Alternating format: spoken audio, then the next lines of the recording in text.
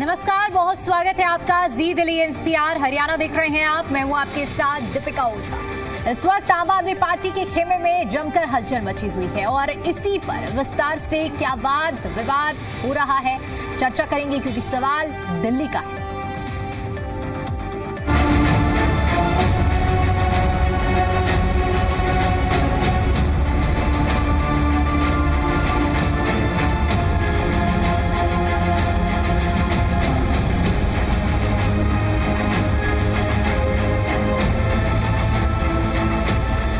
देखिए, दिल्ली और पंजाब के सियासी गलियारों में आम आदमी पार्टी पर हुए अपनों के आघात की चर्चा खूब जोरों पर है।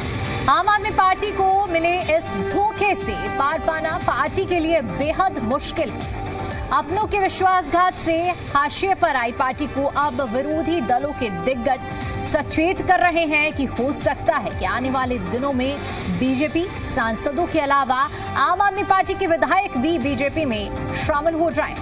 अब इस पूरे मुद्दे पर विस्तार से चर्चा करेंगे, हर एक पहलू को समझेंगे, लेकिन इससे पहले एक रिपोर्ट आपको इसी से जुड़ी हुई दिखाते हैं।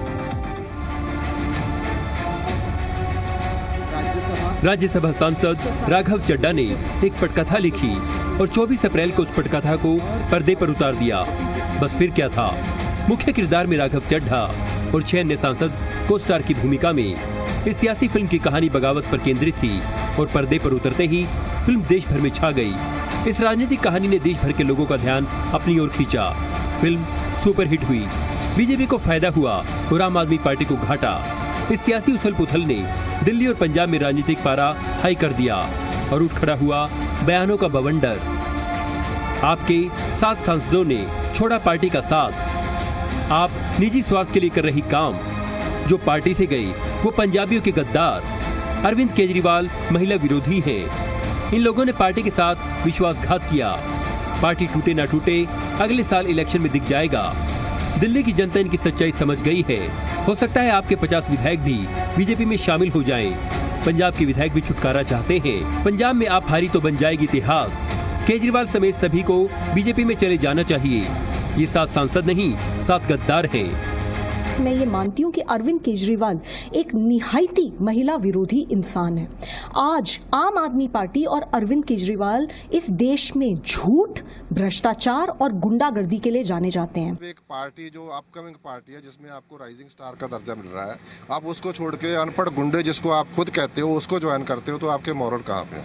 तो ये कोई इस बगावत इसलिए नहीं होती, ये तो एक लालच होता है, एक धोखाधड़ी होती है जिन्होंने लोगों ने आपको भेजा है, उनके साथ विश्वासघात उनके साथ, और अपने लालच के लिए अपने आप को बेच देना किसी पार्टी के। देखिए, पार्टी टूटे या नहीं टूटे, पंजाब में उनकी सरकार का जाना तय है। देखिए, पार्टी टूटे या नहीं टूटे, पंजाब में उनकी सरकार का जाना तय है। वो तो अपने ही संपर्क में आ सारे, वो तो पंडा छटवाना चाहिए, विधायक भी और जनता भी वहां की, तो वहां के लोग भी इससे पंडा छटवाना चाह रहे हैं। इस सियासी घटनाक्रम में एक के बाद एक नए नए रोमांचक मोड़ आ रहे हैं। वहीं सवाल ये भी उठ रहा है कि क्या आप में और भी बिखराव होगा? क्या सांसदों के बाद अब आम आदमी पार्टी के विधायक भी पार्टी से किनारा करेंगे? ये बड़ा सवाल है। ब्यूरो रिपोर्ट, जी मीडिया। और इस मुद्दे पर विस्तार से चर्चा करेंगे, लेकिन चर्चा करने से पहले कुछ सवाल आपके सामने रखते हैं। सवाल ये कि आम आदमी पार्टी के अपने ही आखिर क्यों पराए हुए हैं? सवाल ये भी उठता है कि आखिर भरोसे वालों ने ही क्यों आम आदमी पार्टी में दगा की है, और सवाल ये भी कि आखिर आम आदमी पार्टी और बीजेपी खेला में के बाद क्या विधायकों की भी बगावती तेवर देखने को मिल सकते हैं? ये वो तमाम सवाल हैं जो कल घटनाक्रम सामने आए उसके बाद उठ रहे हैं और इनके जवाब तलाशना बहुत लाजमी हो जाता है। और इसीलिए देखिए, आगे की इस पूरी चर्चा में इन सवालों को जरूर हम तलाशेंगे, इनके जवाब कि आम आदमी पार्टी के अपने ही आखिर क्यों पराए हुए, आखिर क्या ऐसी बड़ी वजह रही। सवाल ये भी कि भरोसे वाले ही क्यों आम आदमी पार्टी को दगा दे गए, क्योंकि चाहे हम राघव चड्ढा की बात करें, वो चेहरा रहा है राघव चड्ढा जो आम आदमी पार्टी के शुरुआती दौर से साथ रहा है।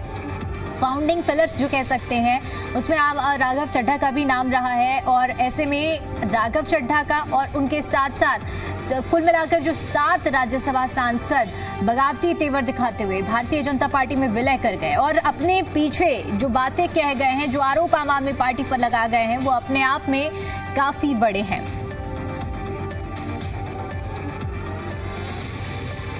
और इसी पर अब विस्तार से चर्चा करते हैं। चर्चा करने के लिए हमारे साथ मेहमानों का एक खास पैनल जुड़ चुका है, जिनसे मैं आपका परिचय करा देती हूं। मीनाक्षी शर्मा जी हमारे साथ जुड़ चुकी हैं, प्रवक्ता हैं आम आदमी पार्टी से। विक्रम लोहिया जी हमारे साथ जुड़ चुके हैं, प्रवक्ता हैं कांग्रेस पार्टी से। मीनाक्षी जी, आपसे ही मेरा सवाल रहेगा और आपसे ही मैं समझना चाहूंगी कि देखिए, अब कल से जो घटनाक्रम हो रहा है वो अब सभी के सामने है। अब इस पर ये पूछना तो बिल्कुल ही गलत हो जाएगा कि आखिर ये क्यों हुआ, कैसे हुआ, लेकिन आगे अब ये भी बड़ा सवाल उठ रहा है। और सवाल ये है कि जिस तरह से सांसदों ने बगावती तेवर दिखाए हैं, अब क्या विधायक भी उसी तेवर पर निकलने वाले हैं? एक बड़ा खेला देखने को मिलने वाला है। देखिए दीपिका जी, ये मोदी जी और शाह जी का जो ऑपरेशन लोटस के सहारे जो ये घटिया राजनीति कर रहे हैं, और इनका एक ही मकसद है कि क्योंकि पंजाब में भगवंत मान की सरकार ने बहुत अच्छे काम किए हैं, जिससे वो पंजाब की जो जनता है उसके दिलों में बस गए हैं और वहां उनका कोई जनाधार नहीं है। इसलिए उनके अच्छे कामों को रोकने के लिए वो अपनी घटिया राजनीति, गंदी राजनीति और साजिश जो कर रहे हैं, वो पूरा पंजाब की जनता और पूरे देश की जनता देख रही है। उसका आपने आज एग्जाम्पल भी देखा कि एक रात के अंदर ही 24 घंटे के अंदर 2 लाख से ज्यादा फॉलोवर्स कम हो गए राघव चड्ढा जी के। और आपने देखा कि किस तरीके से जो आक्रोशित है पंजाब के कार्यकर्ता और पंजाब की जनता, कि उनके घरों के आगे वो गद्दार लिखने पे मजबूर हो गए हैं और वो उनको सबक सिखाना चाहते हैं, क्योंकि उनको पता है कि वो उनको चुनकर लेकर आए थे इसलिए कि ताकि पंजाब के अंदर वो पंजाब के जो मुद्दे हैं उनको वो राज्यसभा में उठाएं। लेकिन वो बीजेपी के ऑपरेशन लोटस के आगे झुक गए, क्योंकि आपने देखा कि कुछ दिन पहले ही जो अशोक मित्तल जी हैं, जो हमारे राज्य सांसद थे, उनके घर पर एक रेड होती है और उसके ठीक 10 दिन बाद वो ऐलान कर देते हैं कि मैं बीजेपी ज्वाइन कर रहा हूं। और ऐसा पहली बार नहीं हुआ है दीपिका, ये बहुत पहले एक पंजाब में ही नहीं, गोवा में, महाराष्ट्र में, न जाने कितने राज्यों में बीजेपी अपने ऑपरेशन लोटस से ऐसा कर चुकी है कि पहले ईडी की रेड होती है, सीबीआई की रेड होती है और उसके बाद फिर वही जो लोग हैं वो बीजेपी ज्वाइन कर लेते हैं और वो बीजेपी की वॉशिंग मशीन में धुल जाते हैं। और जिनको वो भ्रष्टाचारी कह रहे होते हैं उनको आगे वो पद भी दे देते हैं, प्रलोभन देके उनको अपनी पार्टी में शामिल करके कोई ना कोई पद भी दे देते हैं। तो ये जग जाहिर है, किसी से छुपा नहीं है। आज पूरे देश की जनता ये जानती है कि किस तरीके की घटिया राजनीति करती है बीजेपी। वो देश और दुनिया देखे, क्योंकि आज देखिए कि पंजाब तो पंजाब, दिल्ली में के लोग पछता रहे हैं और आज क्योंकि बीजेपी को पता है कि आज दिल्ली में अगर चुनाव करा दो तो फिर दोबारा से आम आदमी पार्टी प्रचंड बहुमत से आएगी हर हालत में। मीनाक्षी जी, लेकिन राघव चड्ढा तो कह रहे थे कल प्रेस कॉन्फ्रेंस में, उम्मीद करती हूँ आपने भी सुना होगा कि I am the right person at the wrong party. मैं सही इंसान था लेकिन राघव चड्ढा जी तो ये भी कह रहे थे दीपिका जी कि अगर आप उनके बयान देखें कि बीजेपी अनपढ़ गवारों की और गुंडों की पार्टी है। आज क्या हुआ उनको? आज वो गुंडे उनके लिए क्या बन गए? शरीफ बन गए। आज जो वो पार्टी जो भ्रष्टाचार करती थी, जो ईडीसी में भेजकर वो करती थी, आप उनके पुराने बयान क्यों नहीं निकाल लेती है? दिखाइए जनता को कि क्या कहते थे राघव चड्ढा जी। और आज ऐसा एक ईडी का ऐसा क्या प्रेशर पड़ा उनके ऊपर कि उनको घुटने टेकने पड़ गए बीजेपी के आगे। अच्छा, आप कह रही हैं कि ईडी का डर है, ईडी का डर इसलिए ज्वाइन किया है? अरे देखिए, ये तो हम तो कह रहे हैं ना, ऑपरेशन लोटस के तहत ही ये सब चीजें हो रही हैं। इसमें ऑपरेशन लोटस में 2 ही चीजें होती हैं। एक, पहली चीज, या तो प्रलोभन देके, लालच देके किसी को अपने साथ कर लो, अगर वो उससे नहीं मानता है तो ईडी और सीबीआई भेज दो, कहीं ना कहीं तो बंदा झुकेगा। देखो, हर इंसान मजबूत नहीं होता। राघव चड्ढा जी मजबूत नहीं निकले, उन्होंने घुटने टेक दिए, तो क्या कर सकते हैं अब उसमें हम। अच्छा, आप जो कह रही हैं, लेकिन विपक्ष की अगर बात करें तो कांग्रेस भी इस मामले में आप पर ही हमलावर है आज। ठीक है मीनाक्षी जी, कांग्रेस भी इस मुद्दे पर आप ही पर हमलावर है। विक्रम लोहिया जी भी हमारे साथ जुड़े हुए हैं, लेकिन आज हमने विक्रम लोहिया जुड़े हुए हैं, लेकिन हाँ ठीक है मीनाक्षी जी, मैं लौटती हूँ आपके पास। मैं लौटती हूँ आपके पास। संदीप दीक्षित आम आदमी पार्टी कड़ी टक्कर दे रही है। ठीक है मीनाक्षी जी, मैं लौटती हूँ। विक्रम लोहिया जी भी हमारे साथ जुड़े हुए हैं। विक्रम जी, कांग्रेस ने भी अपना स्टैंड इस पर क्लियर किया है। आज जब संदीप दीक्षित का भी बयान सामने आया, जो रुख अख्तियार उन्होंने किया है, उससे तो ये स्पष्ट लग रहा है कि कांग्रेस भी ये मान रही है कि जो कदम उठाया गया है कहीं ना कहीं सही है, बयान दे रहा है। अब आप भी इसे पूरे विस्तार के साथ स्पष्ट करते हुए बताइएगा। फिर हमारे साथ देवेंद्र प्रमुख जी भी जुड़ चुके हैं, उनसे भी मैं रिएक्शन लूंगी। मुझसे था दीपिका जी? जी आपसे, विक्रम जी आपसे सवाल है मेरा। देखिए, कांग्रेस पार्टी को ना किसी के जाने से फर्क पड़ता है इन लोगों के। ये राघव चड्ढा जी का अपना निजी फैसला है कि वो किस पार्टी में रहे, किस पार्टी में काम करें, किस पार्टी के लिए वो काम करें, किस पार्टी के लिए वो काम ना करें। बड़ी इंपॉर्टेंट बात इस घटनाक्रम के अंदर जो उभर के सामने आती है वह ये होती है कि देश के प्रधानमंत्री अपने मुख से झूठ बोलते हैं। देश के प्रधानमंत्री कहते हैं मेरे बगल में करप्शन वाला व्यक्ति जिसने करप्शन किया है वो मेरे ताप को सहन नहीं कर सकता, मेरे बगल में बैठ नहीं सकता। देश के प्रधानमंत्री कहते हैं। देश के प्रधानमंत्री कहते हैं कि मैं ना खाऊंगा ना खाने दूंगा। देश के प्रधानमंत्री ने स्वयं रैलियों के अंदर जिस पर आरोप लगाया उसको भारतीय जनता पार्टी ज्वाइन करा ली। देखिए, निश्चित तौर पे राघव चड्ढा जब दिल्ली जल बोर्ड के उपाध्यक्ष थे तो जल बोर्ड में घोटाला हुआ, नो डाउट, जग जाहिर है। ईडी चाहे फाइल बना करके राघव चड्ढा को दिखाए, ब्लैकमेल करे या जो भी करे, राघव चड्ढा के समय में जल बोर्ड के अंदर घोटाला हुआ। जब कैलाश गहलोत मंत्री थे तो परिवहन मंत्रालय में घोटाला हुआ। स्वास्थ्य मंत्री थे सत्येंद्र जैन तो घोटाला हुआ। तो घोटाले तो वहां एक नहीं निरे हुए।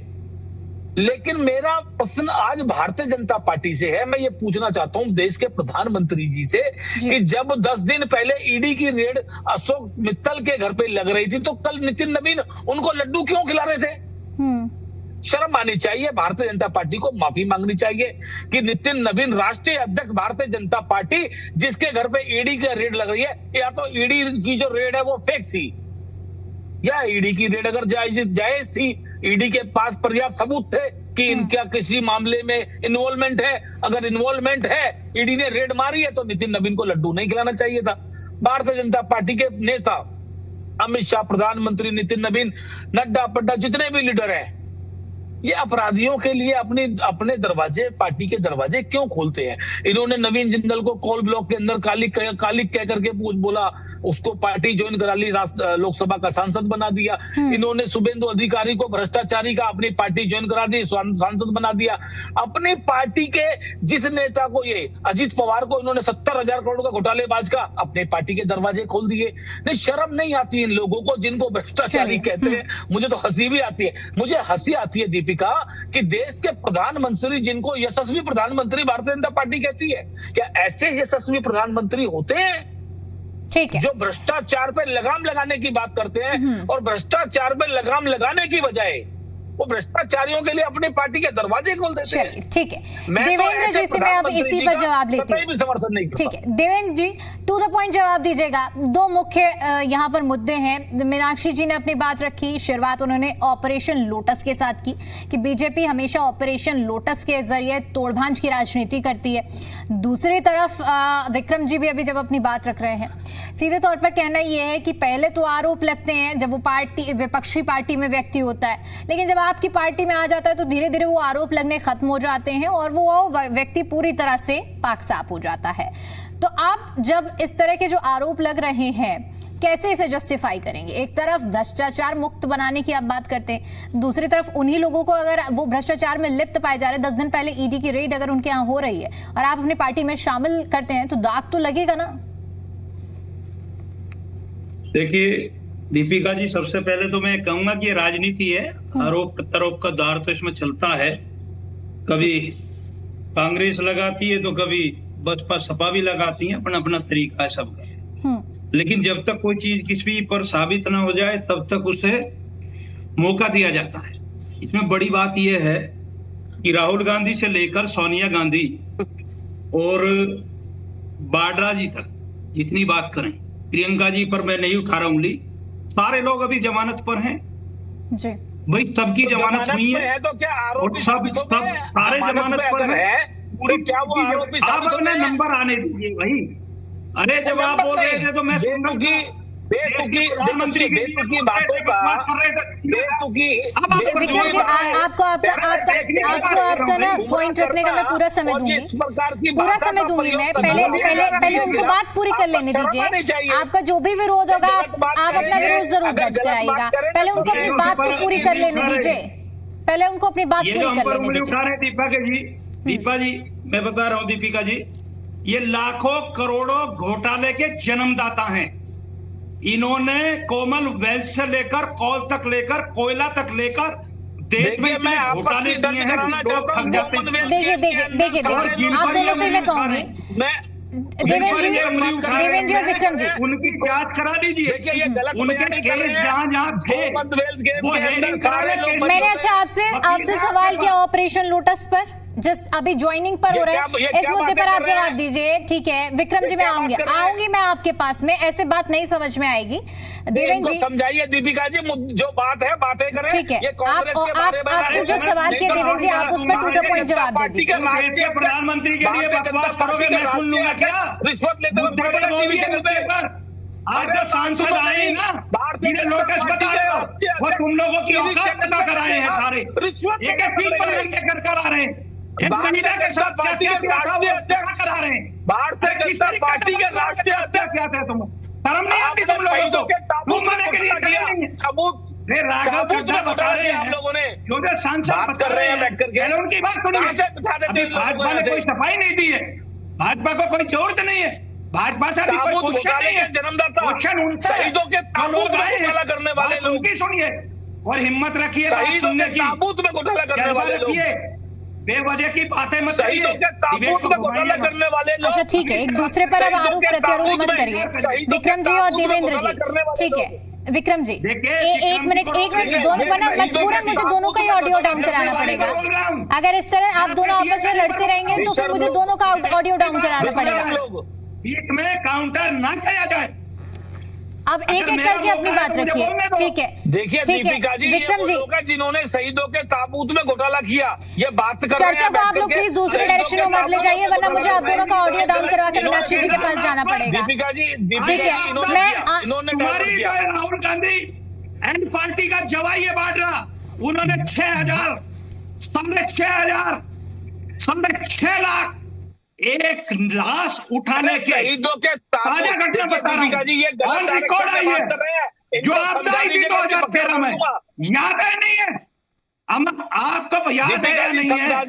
केदारनाथ की घटना में डायरेक्शन को घुमा करके उठाने वाले, पैसा लेने वाले चोर, अपनी सरकार के चोर, शहीदों के नहीं, तुम इस देश के उन जवानों के और उन दलालों की पार्टी, चोरों की पार्टी, गुंडों की पार्टी, आजाद दलालों के पार्टी, गुंडों की पार्टी, चोरों की पार्टी, दलाली कर उनकी हत्याएं कराई थी। अच्छा, ऐसे आप दोनों एक दूसरे से लड़ते भिड़ते रहेंगे, एक दूसरे की पार्टी पर आरोप लगाते रहेंगे तो डिबेट का कोई मतलब ही नहीं निकलेगा। ठीक है, दोनों की ऑडियो डाउन कर दीजिए, दोनों की ऑडियो डाउन कर दीजिए। मीनाक्षी जी, मैं अब आपका रुख करती हूँ। आप लोग जब तक एक करके अपनी बात नहीं रखेंगे तब तक मैं आपका रुख नहीं करूंगी। टू द पॉइंट डिबेट पर अगर आप लोगों को डिस्कशन करना है, टाइम भी जिस हिसाब से एक गेस्ट को मुझे जितना टाइम देना मैं उस हिसाब से बोलने का मौका दूंगी। मीनाक्षी जी, आप अपनी बात रखिए। मीनाक्षी जी, आप तक आवाज पहुंच पा रही है? हाँ दीपिका जी, बताइए। जी, सवाल यही है कि देवेंद्र जी का जब मैंने रुक करते हुए ये समझने का प्रयास किया हमने कि आखिर इस तरह से क्या कॉन्सेप्ट रहता है कि दूसरी पार्टी का जब व्यक्ति किसी अगर बीजेपी में ज्वाइन होता है, जैसे कि अभी आपने सवाल उठाया है, लेकिन उनका ये कहना है कि जो आपने सुना अभी देवेंद्र जी जिस तरह से जस्टिफाई कर रहे हैं अपनी बातों को, इस क्लैरिफिकेशन पर अब क्या कहेंगे आप? देखिए दीपिका जी, ये आज से नहीं, बहुत समय पहले से, जब से सत्ता के अंदर आए, एक पैटर्न है। आप उसको चाहे खंगाल कर देख लीजिएगा शुरू से लेकर आखिरी तक। जहां पर भी जब किसी पार्टी इनके ऊपर हावी हो रही होती है तो उसे गिराने के लिए ये क्या करते हैं, वहां के पार्षद, विधायक, उनके सांसद, उनको कहीं ना कहीं उनके ऊपर ईडी सीबीआई की रेड कराते हैं, उनको डराते हैं, धमकाते हैं, प्रलोभन देते हैं, और फिर क्या होता है, ऑपरेशन लोटस के तहत उसे अपनी पार्टी में शामिल कर लेते हैं। आपने अभी भी देखा, बहुत ही ताजा एग्जाम्पल है, अशोक मित्तल जी के यहाँ 10 दिन पहले रेड होती है ईडी सीबीआई की, और फिर उसके 10 दिन बाद वो बीजेपी ज्वाइन कर लेते हैं। जिन लोगों के ऊपर ये आरोप लगाते हैं और ईडी सीबीआई भेजते हैं और फिर उन्हीं को शामिल करके अपनी वॉशिंग मशीन में धोकर अपनी पार्टी में शामिल कर लेते हैं, फिर उनके पाप सारे धुल जाते हैं। वो आरोप तब तक रहता है तब तक वो विपक्ष के अंदर सांसद है, विधायक है, जो भी है, तब तक तो वो आरोपी है, लेकिन जब इनकी पार्टी में शामिल हो जाए तो वो इनकी वॉशिंग मशीन में धुल जाते हैं। क्यों? क्योंकि इन्होंने सिर्फ और सिर्फ विपक्ष पे आरोप लगाने होते हैं, उनको डराने के लिए, धमकाने के लिए। लेकिन बस यही है कि कुछ लोग डर जाते हैं और कुछ लोग मजबूती से खड़े रहते हैं। आज पंजाब विधायकों की बात कही जा रही है कि अब जो राज्यसभा सांसदों का मुद्दा तो हो गया, लेकिन अब खतरा मंडरा रहा है आम आदमी पार्टी के पंजाब के विधायकों को, उसको जोड़ते हुए जवाब दीजिएगा। आ रही हूँ देवेंद्र जी, मैं आ रही हूँ आपके पास जवाब लेने के लिए। सर पूरी बात हो जाने दीजिए प्लीज। मीनाक्षी जी, उनका जवाब क्यों नहीं दे रहे?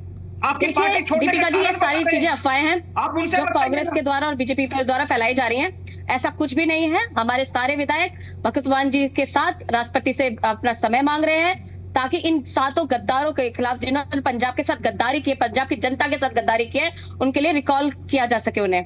तो पंजाब के विधायक देवेंद्र जी, ठीक है, अब देवेंद्र जी सवाल सुनिएगा।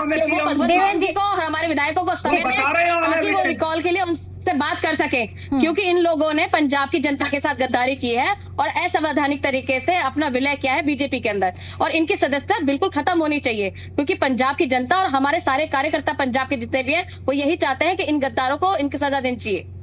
ठीक है देवेंद्र जी, अब जो सवाल मैं पूछ रही हूँ आप प्लीज उसी का जवाब दीजिएगा। मीनाक्षी जी और इससे पहले भी तमाम हमने बयान सुने हैं। एक बयान बहुत कॉमन रहता है कि बीजेपी के पास ऐसी कौन सी वॉशिंग मशीन है जिसमें अगर नेता अगर बीजेपी में शामिल हो जाता है तो उस वॉशिंग मशीन में धुलकर उसके सारे भ्रष्टाचार के जो आरोप होते हैं वो खत्म हो जाते हैं, साफ हो जाते हैं।